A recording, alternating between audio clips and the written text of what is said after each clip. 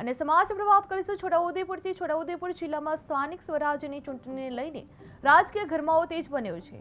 બોડેલી ખાતે ભાજપ દ્વારા ઉમેદવારી માટે દાવેદારોનો સેન્સ લેવાની પ્રક્રિયા હાથ ધરવામાં આવી રહી છે, જે 2 દિવસ સુધી ચાલશે। જિલ્લા પંચાયત, તાલુકા પંચાયત અને બોડેલી નગરપાલિકાની બેઠકો માટે મોટી સંખ્યામાં દાવેદારો ખાસ ઉપસ્થિત રહ્યા હતા। પાર્ટી દ્વારા જણાવવામાં આવ્યું હતું કે નાનામાં નાનો કાર્યકર પણ દાવેદારો નોંધાવી શકે છે, જેના કારણે ચૂંટણી પહેલા સંગઠનમાં ઉત્સાહનો માહોલ જોવા મળી રહ્યો છે।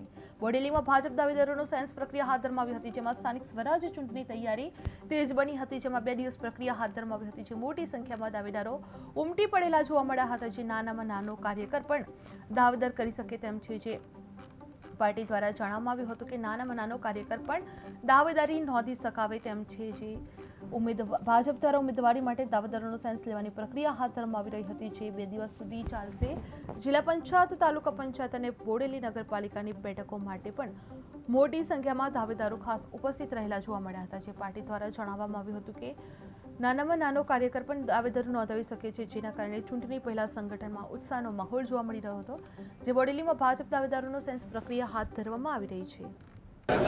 આજે ગુજરાત પ્રદેશ ભારતીય જનતા પાર્ટી દ્વારા છોટાઉદેપુર જિલ્લાની અંદર આગામી સ્થાનિક સ્વરાજ્યની ચૂંટણી એટલે કે તાલુકા પંચાયત, જિલ્લા પંચાયત અને બોડેલી નગરપાલિકા એની જે ઉમેદવારો છે એ ઉમેદવારોને સાંભળવા માટે નિરીક્ષકશ્રીઓ અહીંયા ઉપસ્થિત થયા છે।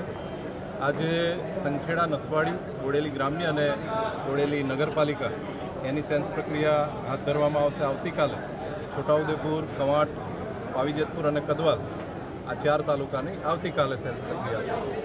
જે પણ ઉમેદવારો છે એ ઉમેદવારો ચૂંટણી લડવા માંગતા હોય તો એમને અહીંયા સાંભળવામાં આવશે, એટલા માટે નિરીક્ષકો અહીંયા ઉપસ્થિત થયા છે।